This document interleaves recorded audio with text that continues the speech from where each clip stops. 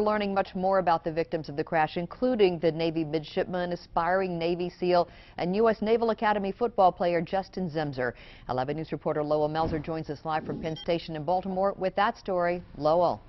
Yeah, Donna, things are relatively quiet here at Penn Station this evening. As Jay Gray told us, the Philly to New York City stretch on Amtrak remains closed, so really all we're dealing with here tonight are MARC train passengers. Tonight, though, we are learning more about one of the victims in this horrible crash, midshipman Justin Zemser. Earlier today, the Naval Academy opened up, talked about what they called an extraordinary young man, someone who was probably going to make a real difference in this life.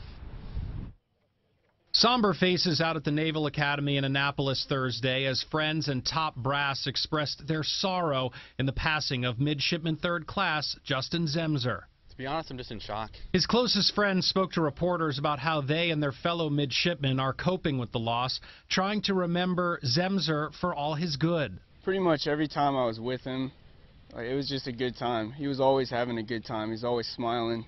He's always laughing.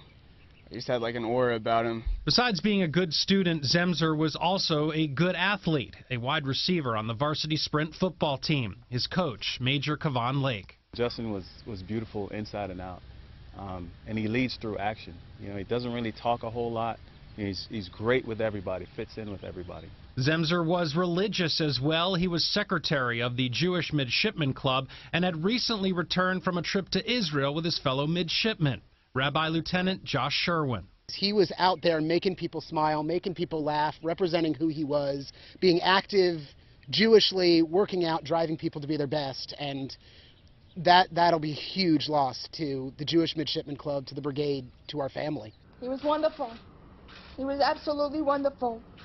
Everybody looked up to my son. And there's just no other words I could say. Wednesday, we had heard from Zemser's mother as to just how special he was. Vice Admiral Walter Carter also talked to his parents, calling him an exceptional young man. And I reminded them that the legacy of this young man, Midshipman Third Class Justin Zemser, will never be forgotten by the brigade, and that the Zemser family will forever be part of our United States Naval Academy family.